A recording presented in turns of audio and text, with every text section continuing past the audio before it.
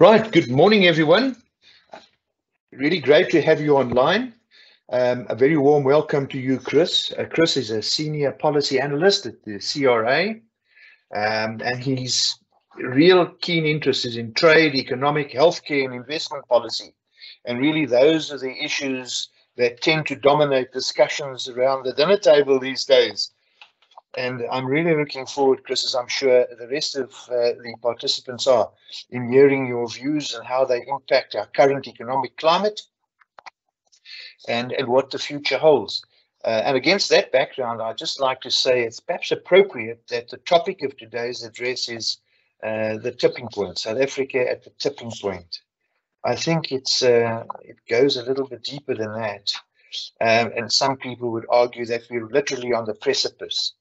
And I think we've heard ad nauseum just how we got there and who's responsible and what are the elements that brought us to where we are today. But I think we're all very keen to hear a bit more of how we can extricate ourselves from these precarious positions and just to see and gain a better understanding of the impact on our businesses and how we can prepare ourselves strategically to mitigate the risks that we face.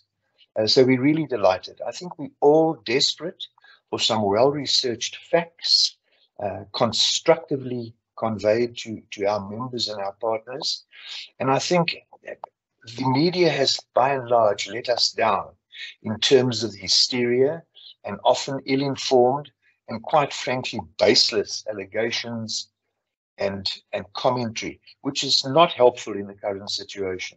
So we're really appreciative of your time today as the CRA, Chris, to talk to us. Please, guys, question time. I will facilitate them. You can either put them through on the chat, but we will have adequate time. Chris has specifically asked that the real meat of an interaction and an engagement like this lies in the Q&A session, because that's when we really put it all out there and share with one another what's on our hearts. We are recording this session. I will make it available. And as is the CRA's practice, we will make available the slides after the show. So, Chris, without any further ado, could I please ask that you mute your mics and perhaps kill your cameras until Q&A, just in the interest of bandwidth. I know we were challenged by the load shedding schedule. So over to you, Chris. Thank you very much, Mike. Yeah, I couldn't agree with you more. Everything comes out in the wash eventually, so we'll get into the Q&A and all of that to talk about what you all think of the presentation, as well to get your feedback as people involved in industry in terms of trying to run businesses and in terms of trying to get investment and trade going. It's vital to get your feedback as well. To keep in mind, please, in the presentation, we've got the image of the mighty buffalo as the ANC, which has dominated the South African political savannah. So we need to look now what might happen in 2024 to that buffalo. Is it going to continue on? What is going to happen to it? What role will it play? Or are there going to be other factors at play as we head towards those potentially pivotal elections in 2024? Just to give you a bit of an overview of the presentation and the various sectors we will cover, but first of all, to look at where we might be going, it's useful to look at where we are at the moment. What are the factors at play? How did we get here? And how do we make sense of South Africa at this point in time in 2022? We thought it important to start off with last year's riots in July, of course, violent unrest and protest and looting that happened. It's important to look at the causes behind that. One can rightly very much condemn any looting and violence that happens in that manner, but it also helps you with setting up your business going forward in terms of looking at the causes behind what might have led to that violence and looting. And we think that it mostly lies with the state of the economy. So last year in September, we did polling with South Africans across a wide spectrum. We tried to ask them if their lives are better, whether they're the same or whether they had worsened over a period of 5 years. We think it's useful to look at things in a wider context and not just at a single data point in time. In terms of the results that we received, you can see now in terms of outcomes, the vast majority of those who we polled feel that their lives have worsened. So frustration with the status quo, frustration with the decisions by government, politicians and bureaucrats in terms of how things are going, their quality of life on average decreasing. So we see rising levels of frustration, and that again presents wider risks for society and for businesses trying to operate in the South African economy. Looking at protests and voter abstention, so we thought it important to just track these two metrics to look at. Maybe South Africans, some feel that there's no point in going to the polls anymore and voting, and then they might pursue other ways of having their voices heard, of trying to effect change in society. So if you look at from 94 until recently, you can see the steady increase here until 2019 in terms of those eligible voters who did not vote increased steadily, and then the increase in terms of violent protest action also increasing. Moving on as well, just looking at the proportion of protests that were violent, you can see from 97 until about 2008, things were going relatively well. To give the current government credit, it did implement pro-growth, pro-investment policies. GDP per capita increased, and South Africans' quality of life did increase. But since then, we had a change in terms of policy, in terms of being anti-business, anti-investment, and then you see a higher proportion of protests being violent, people taking to the streets to express maybe their frustration with how things are going on in the country. Looking at the state of the South African economy, in the background we have an image of a Medupi power station. So until this point, the South African state has very much taken the developmental state point of view, wanting to capacitate economic activity, wanting to play a central role in economic activity. I think it's one thing to make a strong argument for that point of view, but it's another thing to actually have a capable state, to have the necessary skills, the necessary capabilities to effect that sort of economic activity. And at the moment, we're seeing the disconnect between maybe idealism and the reality on the ground. So real GDP growth for South Africa compared to the world average and emerging markets. You can see South Africa in the red bars. We've got the world average in the black bars, and then emerging markets in orange bars. So emerging markets especially outstripping South Africa in terms of GDP growth. Not that any country is perfect or gets everything right, but on average, other emerging markets are getting more things right. I think that South Africa is getting wrong. And the South African case as well, we're scoring a lot of own goals in terms of our policy choices, and that makes it more difficult for economic activity to take place. Also comparing GDP per head for South Africa and the world average. So again, we did relatively well from 94 to 2008. You saw a steady increase in terms of that, but now we've reached a nadir and then a steady decrease again. Of course, COVID and lockdowns exacerbated that, but we're not seeing a substantial recovery as you might see in other countries. And also just interestingly to point out, from 2022 to about 2008, let's say, if you can see relatively similar figures, but we've lost these years in the interim period. So the progress that could have been made before lockdowns and COVID-19, we did not make because of the wrong ideological and policy choices. Looking at violent protests as a proportion of total protests versus GDP growth. So if a country has more unrest, more uncertainty around protest, more violence, it's more difficult for businesses to operate, and then less economic activity and investment on average takes place. So if you look at real GDP growth in the red bars, again, COVID-19, a serious hurt for the South African economy. Then you've got unrest-related protests on the orange line. You can see the steady increase over time as GDP growth has sagged. We've got an effective growth cap in South Africa of 2%. And as that continues, I think in the short to medium term, you're likely to see a higher proportion of protests as well. Moving on to employment. So again, looking at the current situation in South Africa, you've got the unemployment rate perennially high, unfortunately, in South Africa, one of the highest rates in the world. The numbers for the second quarter of this year were marginally better than Q1, so it indicates a bit of a bounce back recovery from the 2 years of lockdowns and COVID-19. But I think we're going to reach a cap at some point with those job opportunities being created, because again, we're disincentivizing business from operating in the country, along with policy and security risks. It's more risky to maybe start your business and grow your business in South Africa compared to other countries, and then you don't see the concomitant job opportunities being created.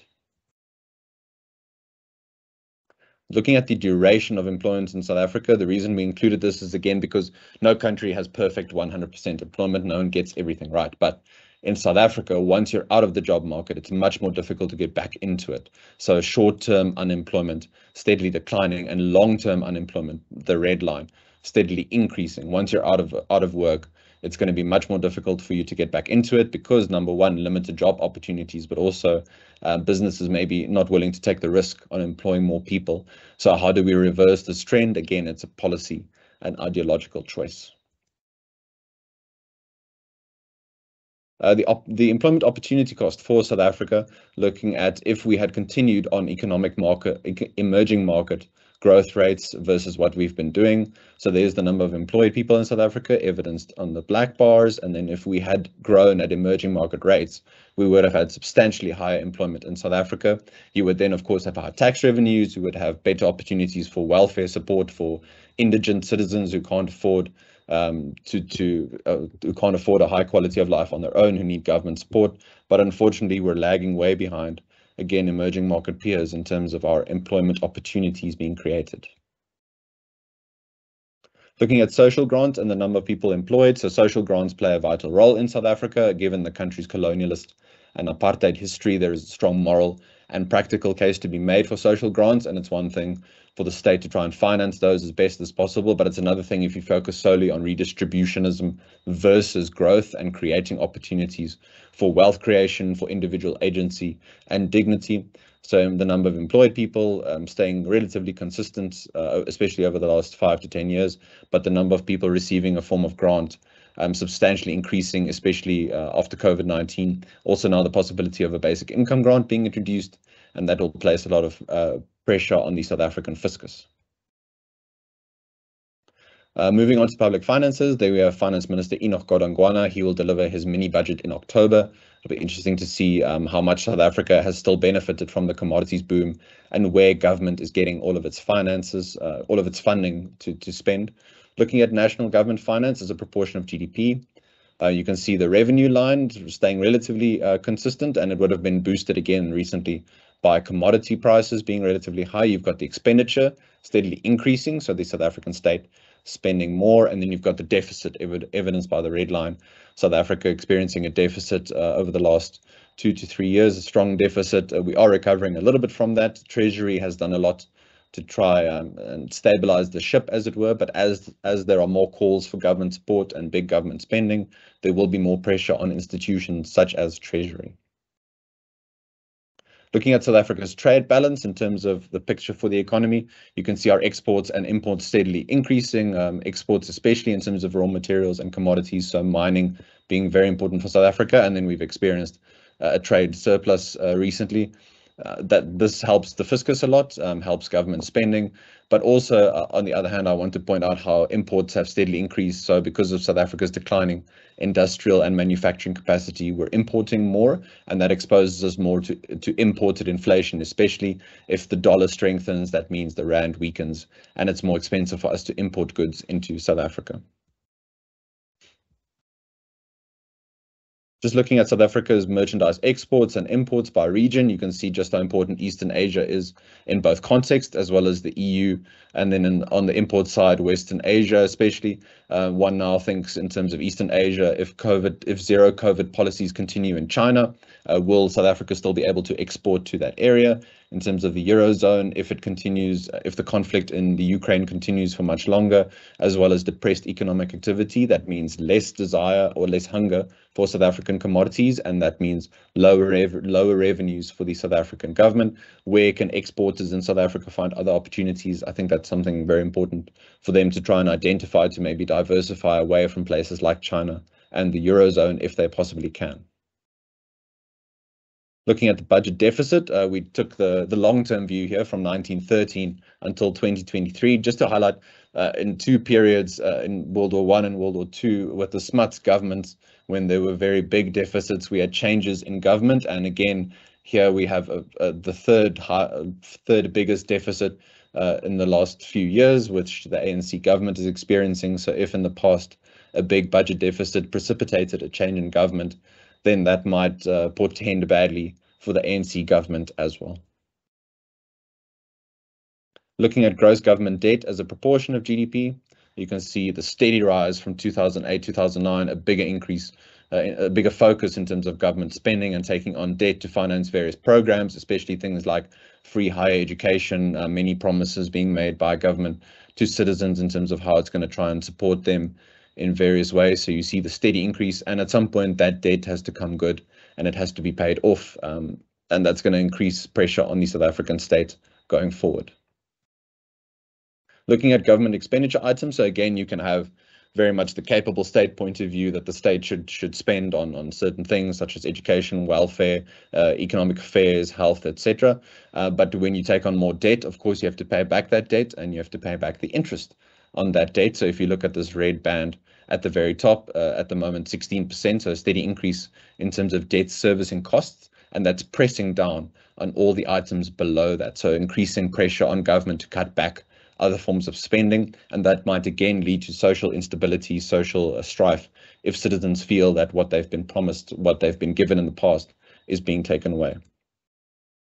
Just a global look at selected commodity prices to give you an idea of where South Africa has benefited. So from things like coal and gold, especially coal steadily increasing in terms of price, as well as natural gas, again putting that pressure on the Eurozone. So if the Eurozone has less economic activity, it means more pressure on South African exporters, less demand for what they're trying to get into those markets. So we look at that global view as well in terms of factors that might be impacting on South Africa. The natural gas, of course, for Europe, energy security being a big issue over the next few years as they try and maybe move into renewables and to try and secure their energy independence away from Russia.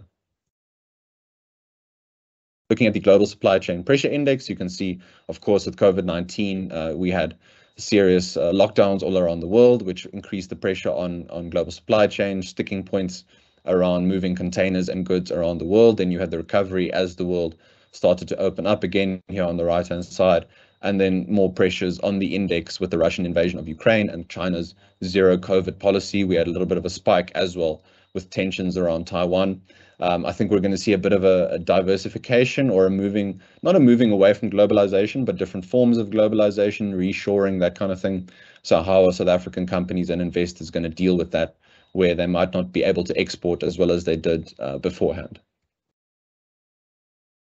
Looking at South Africa's growth fundamentals, so some of the basics that are inhibiting economic activity in terms of rolling blackouts, of course, as all of us are dealing with, looking at Eskom's energy availability factor and the unplanned outage factor. So energy availability factor, that's the level of dispatchable energy that Eskom has ready to send out into the grid at any one point. You can see on the green line, we had 84% in 2011, down now to 59% in 2022. And these are based on Eskom's own system status reports. And then you've got the steady increase of the unplanned outage factor. So Eskom struggling to do basic maintenance to keep up with basic issues. And when there are breakdowns, these effects snowball and they make it more difficult for Eskom to keep the electricity grid going. Looking at education as another growth fundamental, if you look at high school throughput, Basic Education Minister Angie Motshekga will every year trumpet the matric results and talk about the successes thereof, but we thought it's important to put this in the context of how many of those students made it through over their 12-year schooling period, how many of those might have dropped out compared to their peers. So we thought this was important to highlight, especially if you look at those who started grade 1 in 2010, and as just over 1 million, and then those who made it to grade 10, we lost about almost 100,000. Those who made it to grade 11, again a drop from there to grade 12. Those who got their NSCs, who managed to write their NSCs, down to 700, so we've already lost almost 400,000. Those who got their passes for NSC, half of the original cohort, and those who got bachelor passes in 2021. 250,000, and just based on the math pass mark of 50% or above, you've got just under 60,000. So again, you've got the capable state point of view, the state spending point of view, but arguably is that money being spent effectively to help young South Africans, to upskill them, to enable them for a more digitized and an integrated global world where they can compete and get job opportunities. Looking at investment as a proportion of GDP, another growth fundamental. So you've got gross fixed investment. We had a peak in 2008. At that point, the ANC adopted expropriation without compensation as a central deliverable of what it was going to offer South Africans, and then you've got the steady decrease from there of fixed capital formation. Without gross fixed capital formation, you don't have the sinking of mines, you don't have other forms of capital investment, and you just don't have many job opportunities being created. And then you've got the NDP target, the National Development Plan, of 30%. So South Africa perennially below that line. Looking at investment by the type of investor, you've got spending by the private sector very much increasing from 1990s onwards, reflecting their confidence in the post-apartheid government, steady increase in terms of investing in the country, and continuing forward. I think the private sector stepping into the breach, being left by the public sector, because you can see by the orange lines, public sector investment being quite low. Again, pressures on the South African fiscus, not being able to spend maybe as much as it wants to in terms of infrastructure projects. So there's an opportunity there for the private sector to fill that gap. And then if you look at a proportion of the total, just to sum that up by the black line.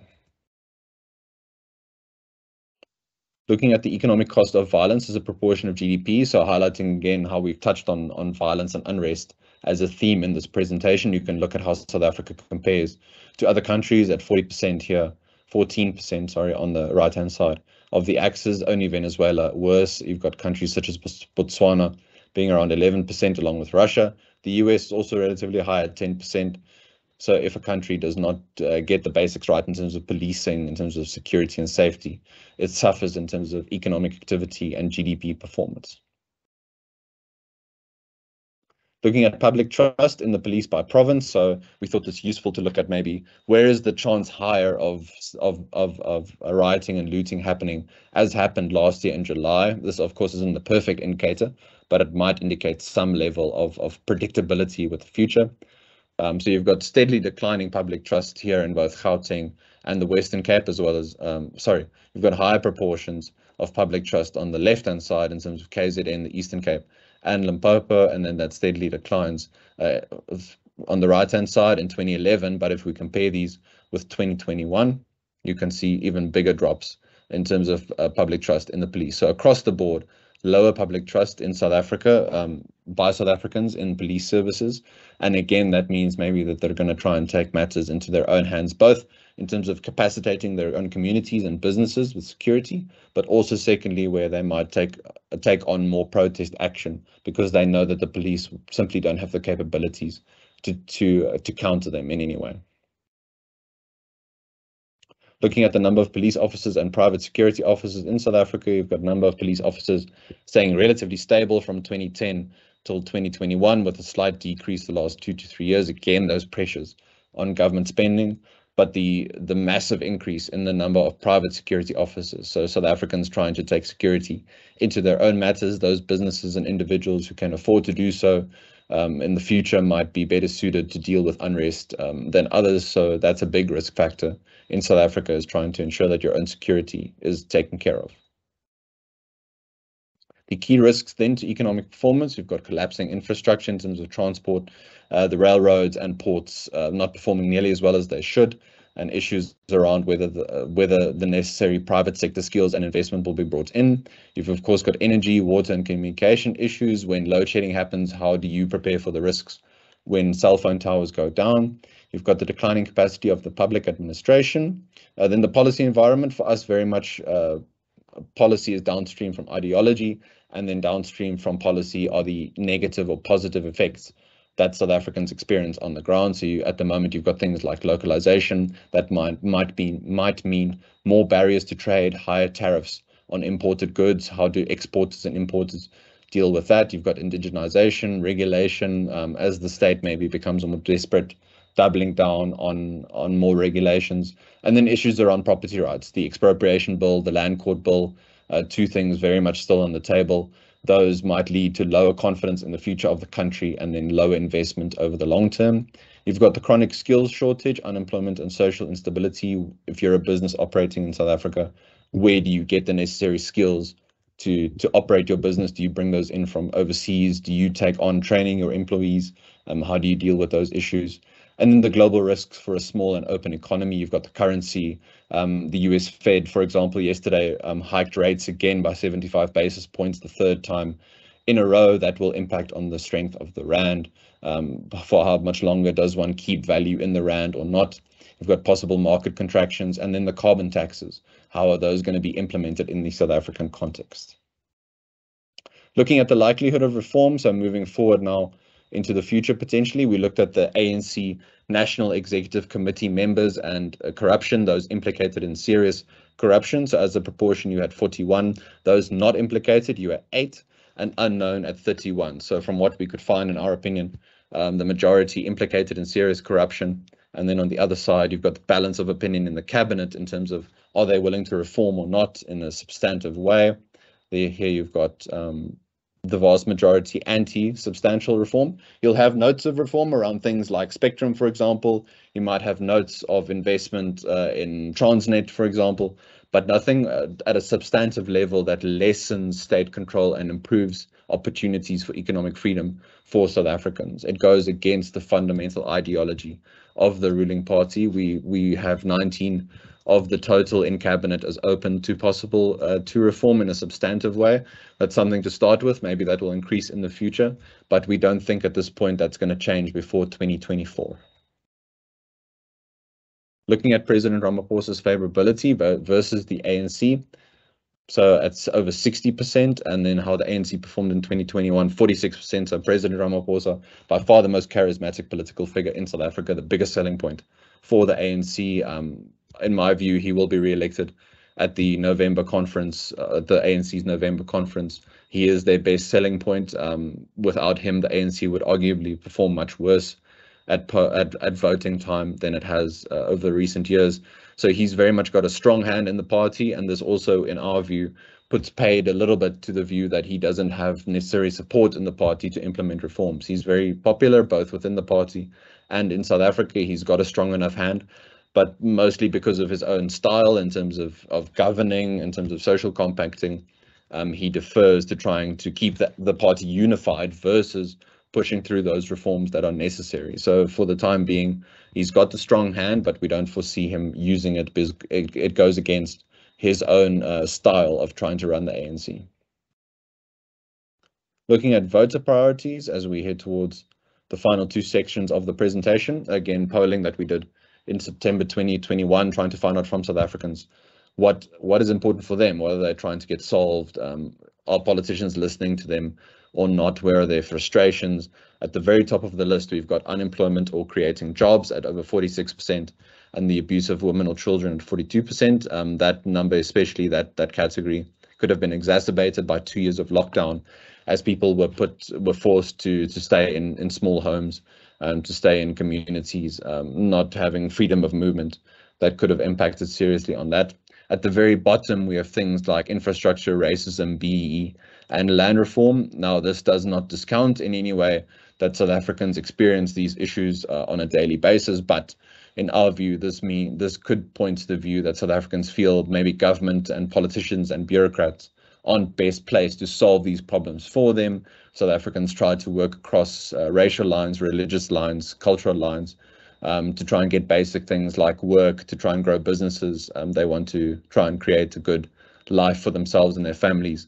But in terms of what government has promised to solve in terms of unemployment, corruption, load shedding, South Africans on the ground don't feel that these promises are being delivered upon. Again, touching on the issues leading to violent protests, so tying in to the social instability issue in South Africa, you've got in 2022, Labour being at 100, in 2020, it was at its highest point in the last few years.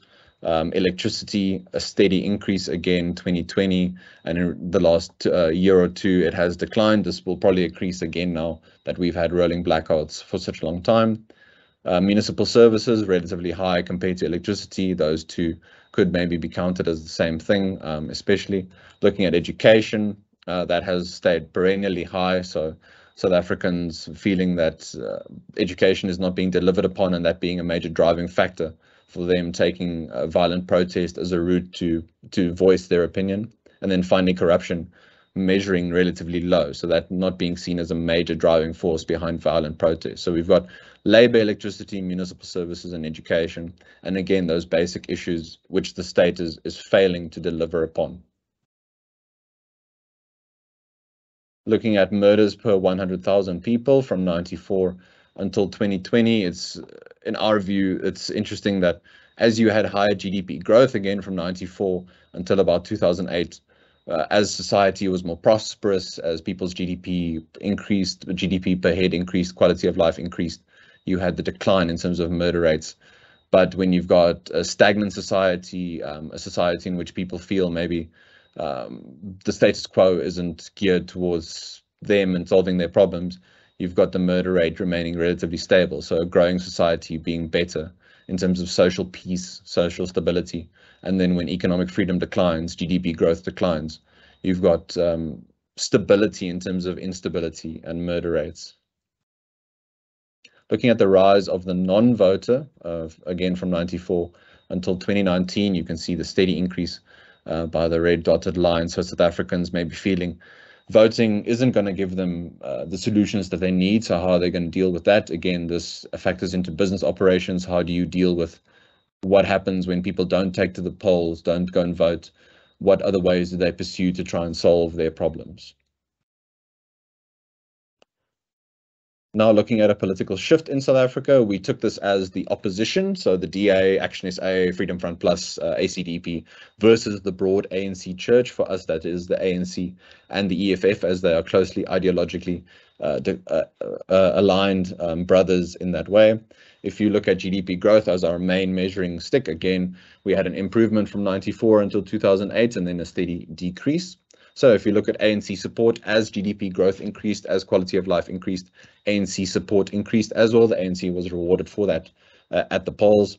If you measure the ANC and the EFF together, you can see relatively better support. But again, the steady decline after COVID-19 and lockdowns and years of perennially low growth. So the ANC being punished at the polls. Then if you look at support for the broader opposition church, steady increase again. So as economic activity has struggled to take off, voters feeling that maybe they should look at other parties to try and effect change in the country. And then we try to look forward. In our view, this will continue. This will be the trend with lower support for the ANC and EFF broad church moving forward, and potentially more support for opposition parties, especially if they can get their act together. Just yesterday, we had the election of a DA mayor in Nelson Mandela Bay municipality, the ousting of the ANC mayor.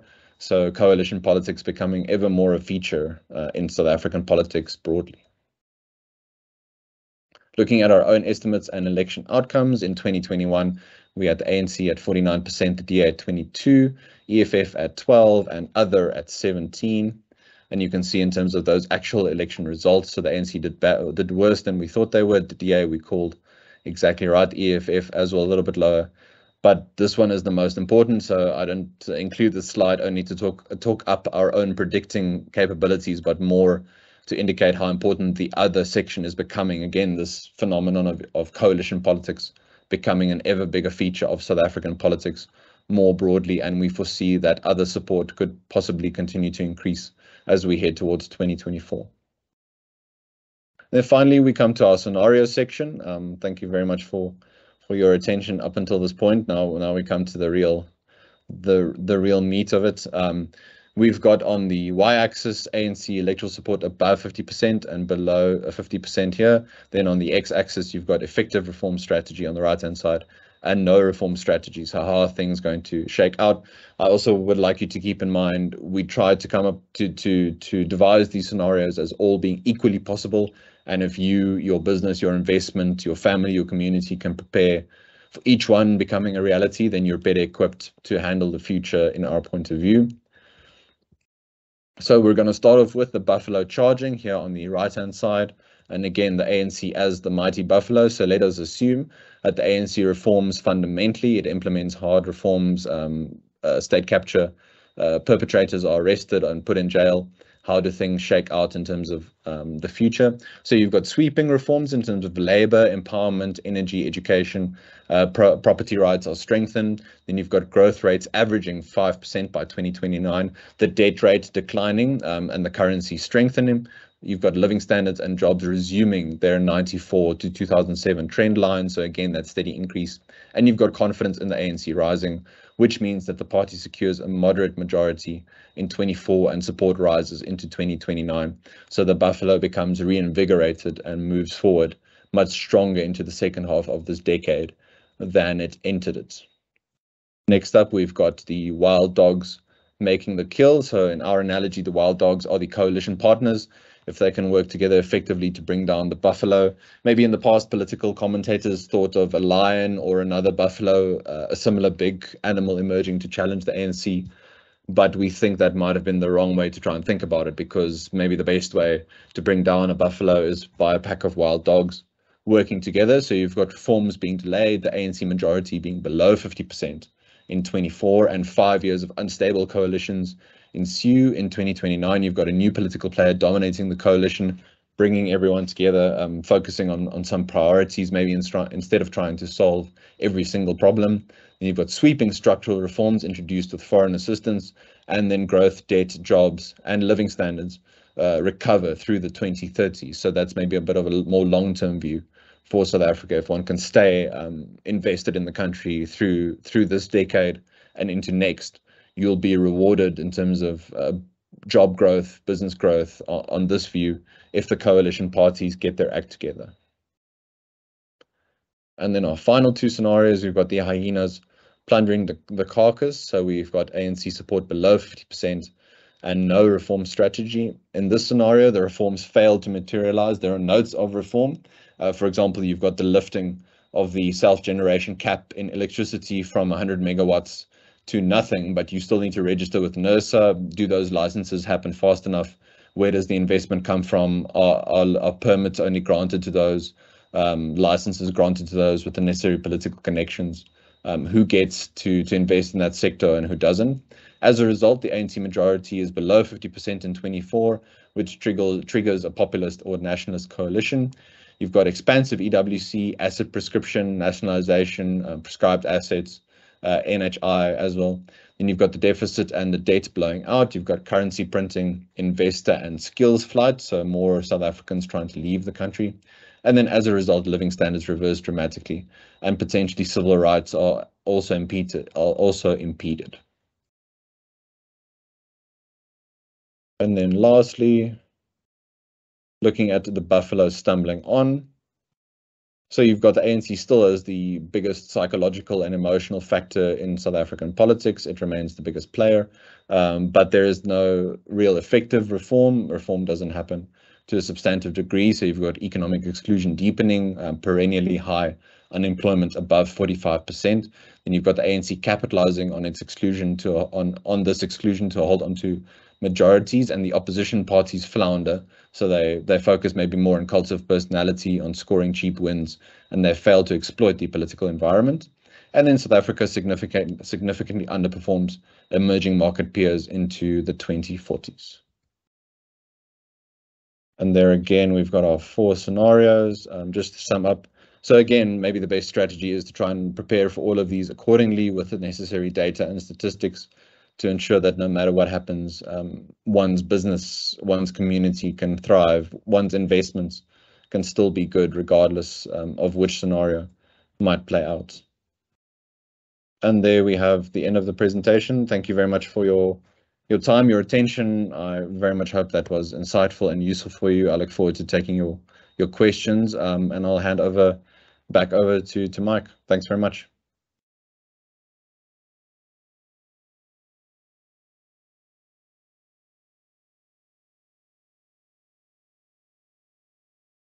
You're on mute, Mike.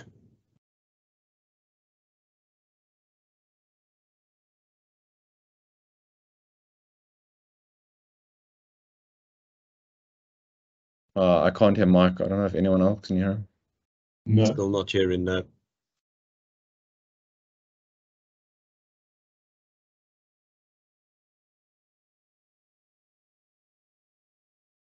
better? There we go. Is that better? Now we can Good. hear. Can you hear me? Mhm. Ah, good. Right. I've just moved to observe that there are the cynics out there that would argue that you're advocating violence by using the analogy of the wild dogs and bringing down the buffalo and the carcass. But that's the nature of our political discourse these days. Guys, it's lovely to have. We've had some people joining us, and I hope you've got the gist of what Chris had to share. So I'll now happily take some questions. I know Chris is standing by, and they need not, as we agreed, Chris, they need not necessarily be focused or based exactly on the presentation that Chris just delivered. So if there's something on your heart, something you want clarity about, folks, now's the opportunity. You've got Chris's undivided attention. So who's going to open the batting? Happy to, Mike. Sorry, that is? No surprise there, it's Craig. Craig, oh, wonderful. Okay, all right, Craig. And then we've got Prof. So Craig, over to you. Yeah, thank you, and thank you, Chris, for the information there. Not a pretty picture, no doubt about it. And I guess what we also do know and understand is that we have no magical silver bullet to change anything. But what are the one or two key things you guys see that could be done to make the right sort of change? And particularly from a business perspective, what do you think could be done to try and change things around? Thank you very much, Craig. I think the biggest thought in my mind is around state proofing and capacitating oneself as a business in terms of dealing with the challenges. But secondly, not this analogy of digging a trench. So you don't dig a trench just to retreat behind it, but you dig a trench because you want to remain in the country, because you want to stay here, you want to improve things, you want to help other people with what you invest in, what you build. So trying to build those ties across communities and across businesses to ensure that you take the private steps that you need to no matter what the state does, you succeed, but also that you try and capacitate wider societal change. So you try and get the information out there, you try and engage with South Africans you might not have engaged with before, you try and engage in these conversations. And then at the end of the day, there's an element of trying to get people to vote as well. Now, whether you want to take that on as a role on behalf of a particular party or just on behalf of voting, qua voting as a sort of bigger point of view in terms of getting people to turn out and vote, I think that might be another low-hanging fruit to look at, especially if we look at voter turnout being low the last few years. So how do you get people to turn out on the day, animate voters to go and change things? There's also, I think, a strong element of trying to support civil society organizations who do a lot of good work to try and influence government, but also who try and take care of their fellow South Africans in ways where the state maybe just doesn't have the capacity or the finances to do so. So it's a multi-pronged approach. I don't think any of us are under any illusions that it's easy or that we all 100% have the answers, but we've got, regardless of what one can say about the current state of things, you've got South Africans who are passionate, who have the skills, who have the wealth and the knowledge. So it's bringing those things to bear in various different ways to try and capacitate change. I think there is a bit of a change coming in terms of mindset and not just waiting for any particular political party to change things, but changing things yourself. So that momentum might well be there already. And I do take hope in that. As you, of course, rightly said, not a pretty picture, but where to try and look at for some hope, maybe some green shoots, is in terms of how resilient South Africans tend to be and how they're trying to find various solutions to their problems. Thank you very much for that incisive response, Chris.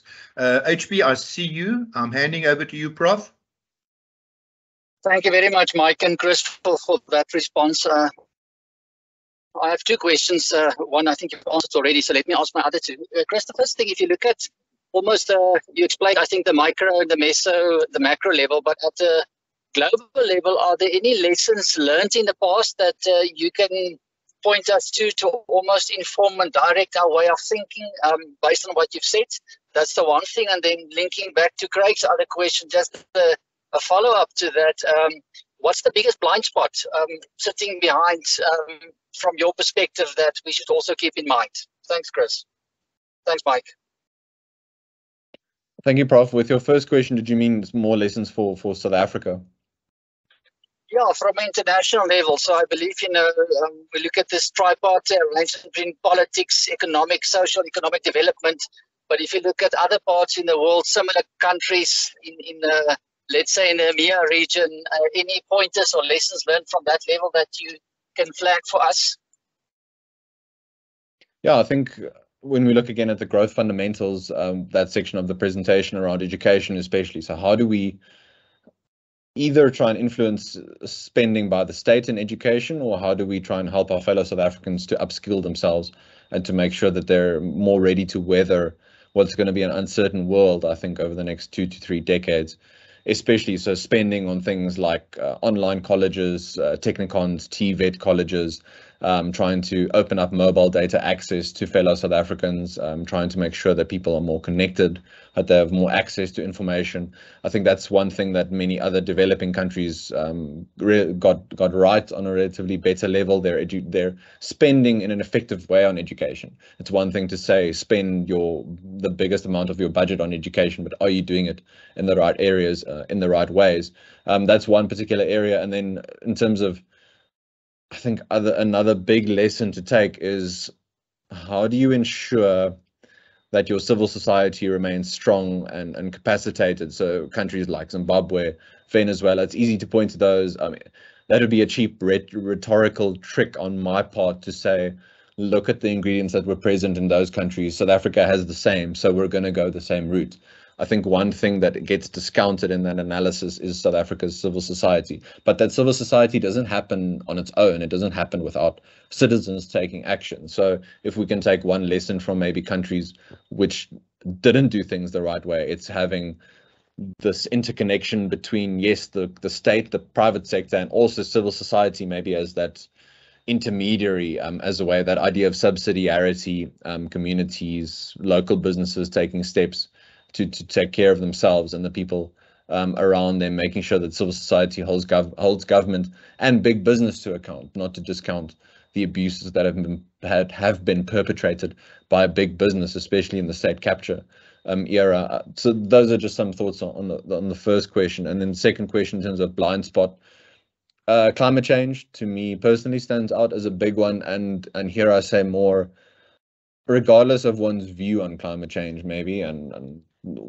how one thinks it should be, whether it's being overblown or not, it's a reality that you're going to have to deal with. But I would argue the best way is not through giving the state more control and more spending power and having the power to decide who gets a license maybe and who doesn't in a certain area. But the best way is to let market forces tackle the challenges through innovation, through again increasing skills, innovation in renewable technology.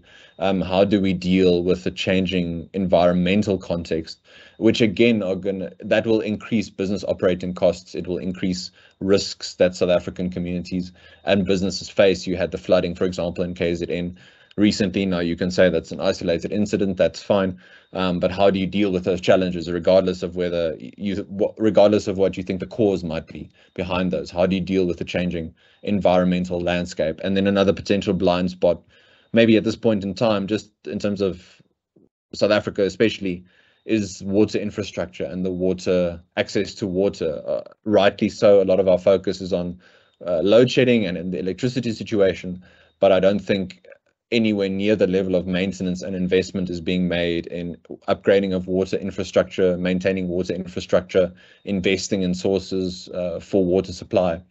And when that comes to bear, I think South Africans should be prepared for the consequences thereof. Thank you, Chris. Appreciate that. Mike, I will ask another question at the end, but let me refrain from that. But Chris, I appreciate that insight. It's valuable. Prof, that's how we know you, to take every opportunity that presents itself. So that's great. Do we have anything further from the floor? Anyone else like to add something? We have Ralph, I see you. Over to you, Ralph. Thank you. Thanks very much. Craig summed up some of the good questions and that, and obviously the challenges of running a business in South Africa. You have to be very dynamic and cover all those aspects and try and make it sustainable. The one area that you just touched on now, I think is a really good one in terms of water infrastructure. I mean, it's a ticking time bomb every day. It's been happening for years. I did work at Rand Water for many years, and I understand the pressures on companies like that. But I think the real challenge that we face at the moment is how do we get civil society to play meaningful roles in assisting the Rand Waters or everything else. Every time we've tried doing that through going to the President's Councils, going through the Civil Engineer Society of South Africa, it's gone nowhere. And, it's almost seen as if we're trying to take over the role. But we have huge skills that would be very keen to help and get in and do that. And then a lot of it would be pro bono, guys just doing it because we want to do it. And how do we untap the resources we have in the country and get government to accept the fact that we're there to help? Thank you, Rolf. Yeah, I think that's a serious level of frustration for very many South Africans across economic levels, how they try and bring expertise to bear and solve issues, and you run into a brick wall. I think there are avenues and gaps to be exploited, and this is best realized maybe from the local point of view, again, that subsidiarity thing. So you as a member of your community, your municipality, your local council, you're best placed to know who's doing what and who's operating in different areas. So there might be people you can identify at these organizations who are better to work with than others, and momentum, one cannot discount momentum and how that might be useful.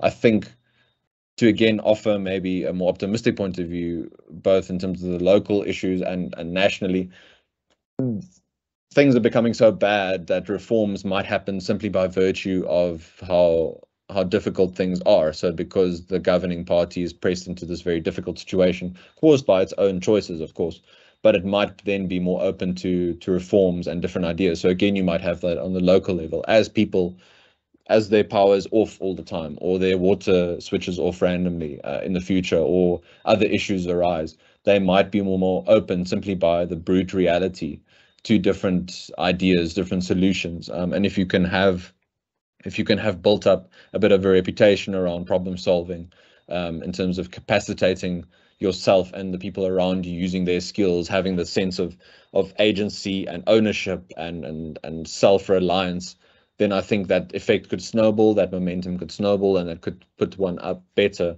in terms of changing these broader institutions and the country as a whole. I think various civil society organizations have different offers in this regard. You've got things like Anc Reforms, Gift of the Givers, Sakeliga, who are focusing on different areas maybe, but all fundamentally on the idea of how do we, number one, make sure that we're okay no matter what happens, but also number two, that we're trying to bring about a more prosperous and better off South Africa for all South Africans as a whole. So that might be, I'm not going to try and offer you sort of a 10-step practical guideline, but just in terms of getting those local connections solid and built up those networks in terms of when things go wrong, what do we do? Who do we know?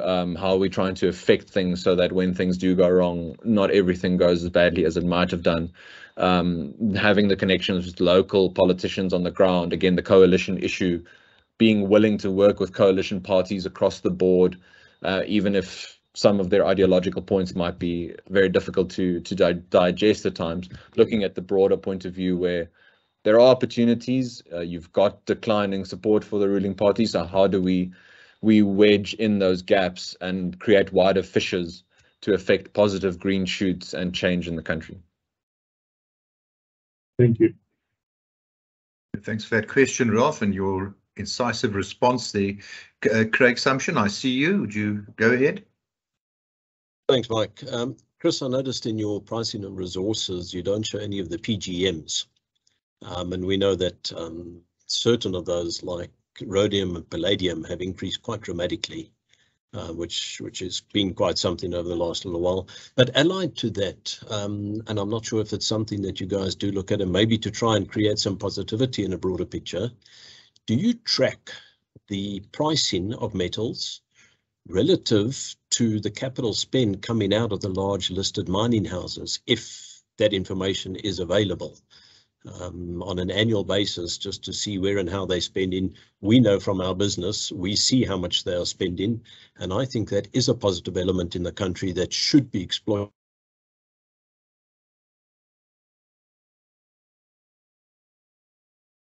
Craig, are you there? Craig, I think we've lost you.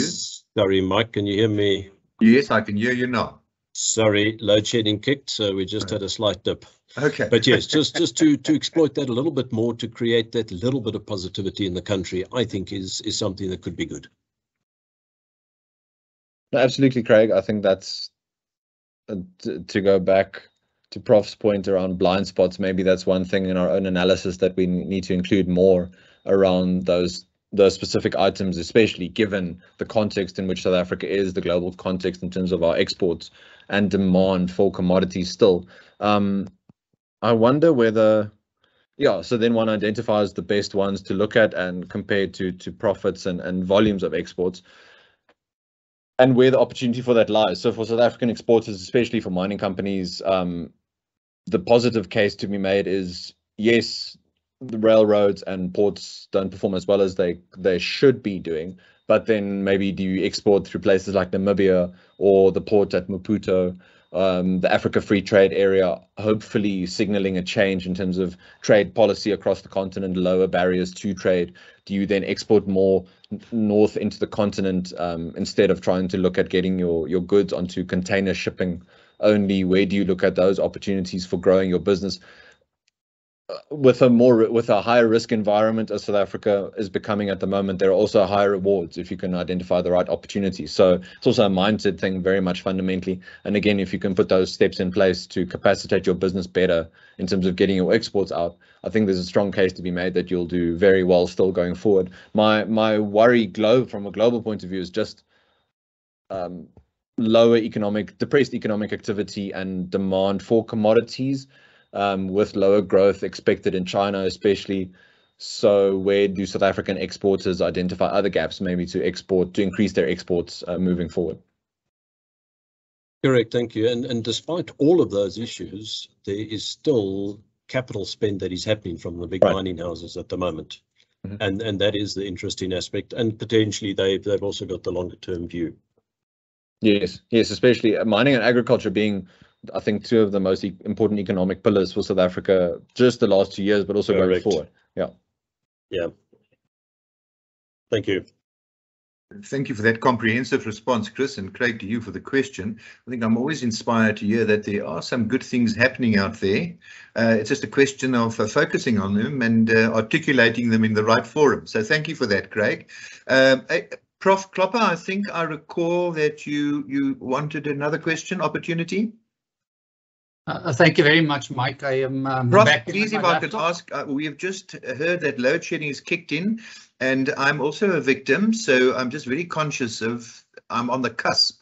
So if we could ask you to be pretty quick with your question, so we can get an opportunity to have Chris respond. Thank you, Mike. Chris, in terms of Africa trade, finance and development, is there specific pointers and thoughts around that? We understand what you've just said in your response, the logic behind that, but what's the next, let's say, 3 steps that we must take to support that?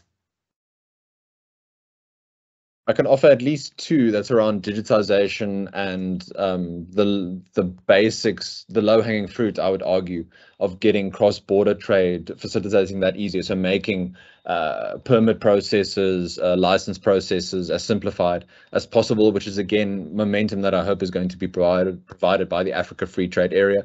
So governments, of course, a lot of pressure on them and the private sector to use the momentum offered by the free trade area as a whole. It's one thing to say the free trade area is going to mean however many billions of Africans are included in a free trade bloc, and it's going to be this much investment, it's going to be this much of GDP as a whole, but you need to get the right sort of infrastructure points in place there. So I think digitization, in terms of when a truck gets to a border post, it's much easier to get through than it has been in the past, having simple forms and processes, having the necessary personnel in place at those spots, and then also just ensuring that when you've got a permit, it actually counts, that you can get through the border post and there isn't the issue of money changing hands and that sort of thing. There's more transparency and accountability. Then I would argue that you would have, over the long term, a better flow in terms of trade, in terms of goods and services across borders, and then hopefully an uplifting of economic activity across the board. Again, the issue of what is going to happen to globalization and the reshoring issue. Maybe African businesses and governments are going to be better suited trying to reshore some of their processes that they have exported in the past onto the African continent. Thank you, Chris. Thanks, Mike. Appreciate. I don't know if Mike is, I'm still connected. If everyone else is, I don't think Mike is. Yeah, well, I'm still here. I'm just going to take a screenshot of him so I can use this in the future. That's He's properly dropped off. I think Mike has dropped off. But gentlemen, I want to then take the opportunity on behalf of Mike and the chamber to say thank you for taking your time. I think it's already 10 minutes past 12, so I think we should bring it to a close. If any of you on the call are interested in the CRA and bringing Chris out to do further briefings, any of our reports, we sit on a lot of information and data. I will ask Mike to just share my details if you want to touch base with us again. But yeah, thank you very much for your time. Enjoy the rest of your day. Thank you very much for sharing. Thank you. Most welcome. Thanks all. Cheers. Bye. Thanks, everyone. Take care. Bye-bye. bye-bye.